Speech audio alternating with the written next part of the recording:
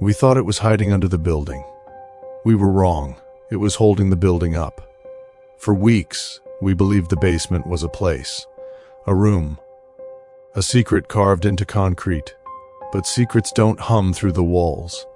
They don't pulse beneath your feet. They don't make the light fixtures tremble when they breathe. The floor never creaked because it was old. It creaked because something vast moved beneath it. Not trapped, not buried, supporting, patient. The school wasn't built on land. It was built on permission. And now that more of us can see, I don't think it wants to hold anything up anymore. She helps us see. Episode 3. The first to see. John stopped sleeping. Not because he was afraid, but because when he closed his eyes, he saw it more clearly.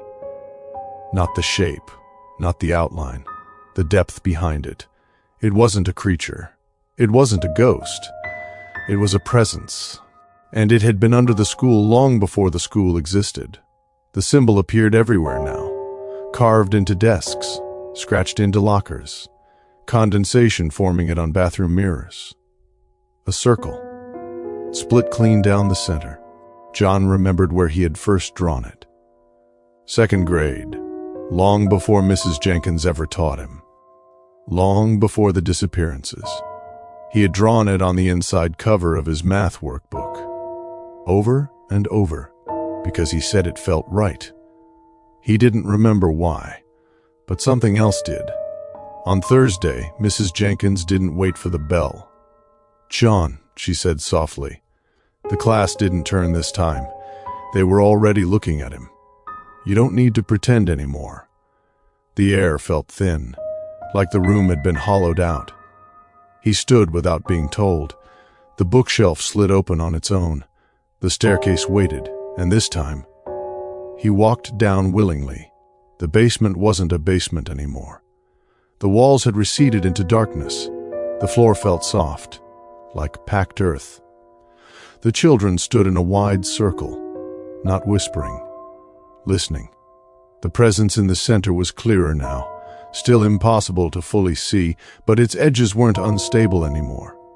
They were deliberate, controlled, ancient. It did not breathe. The walls had been breathing. Not it. It didn't need to. It existed before air. "You think it hides here?" Mrs. Jenkins said quietly beside him. "It doesn't." The darkness shifted. John felt something pull inside his chest. A memory. Older than him. Older than language. "It doesn't live under the school," she continued. The school was built around it. The town had settled here because children dreamed vividly near this ground, because imaginations were sharper, because night terrors were common, because some children woke up describing things they shouldn't know. The presence did not take bodies. It did not feed on fear. It fed on awareness, on perception, on the moment a mind expands beyond what it should understand.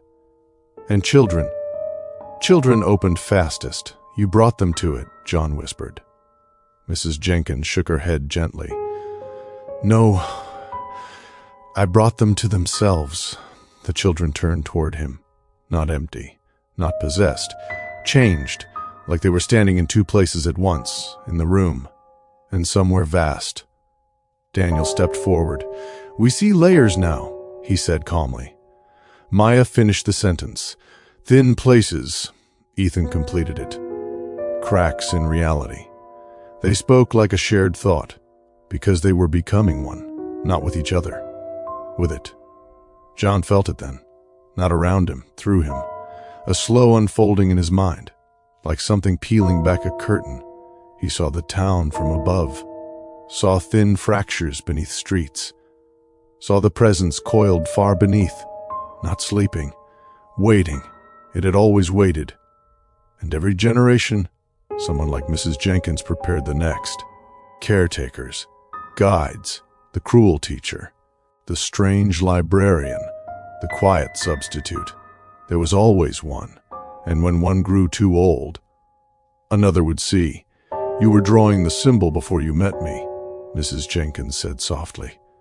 "You've been hearing it longer than the others." The presence shifted toward him, not hungrily, curiously, like recognizing something familiar.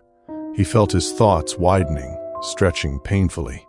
He saw himself as a child, alone in his bedroom, talking to shadows in the corner, not scared, comforted, because he thought they were imaginary. They weren't. They were waiting. "You can keep resisting," Mrs. Jenkins said gently, "but you will keep seeing." The children began to hum, low, harmonic. The sound vibrated through his bones. The presence leaned closer, and John understood something terrible. It didn't want followers. It wanted witnesses. It didn't consume minds. It expanded them until they couldn't return to normal. And once you truly saw, you could never unsee. The ground beneath him dissolved into blackness. He saw beyond the basement, beyond the town, beyond the sky, a thin membrane over something endless, something pressing upward, not malicious, not kind, just vast. So vast that human understanding was a spark in comparison. When John opened his eyes, the basement was quiet. The children stood still. Mrs. Jenkins watched him carefully. "You see now," she said. He did. He saw the faint outlines of things walking through the walls upstairs. He saw the thinness in the air around the windows. He saw that the transfer students weren't students at all. They were impressions. Something beginning to form. He looked at the symbol faintly glowing beneath his skin. He wasn't chosen randomly. He was next. Friday morning, there was an announcement. "Mrs. Jenkins has decided to retire." The class applauded softly. A new teacher stood at the front of the room. Young, nervous, unaware. John sat perfectly still, smiling faintly. Because the walls were still breathing, the presence was still waiting, and someone would have to guide the others. The new teacher cleared her throat. "John," she said gently, "could you stay after class?" The class didn't whisper this time. John stood calmly, and for the first time, he locked the classroom door himself. They thought the disappearances were the worst part. Disappearing is merciful. Remaining is what it truly wants. The foundation still hums beneath the floors. The walls still stand. The lights still flicker. But now we understand the truth. It was never beneath us. We've been resting on it. And someday, when it decides it no longer wishes to carry the weight, there will be no warning, no collapse, just silence. If you feel the ground shift tonight, don't run. There is nowhere to go, because it doesn't need to rise. It only needs to let go.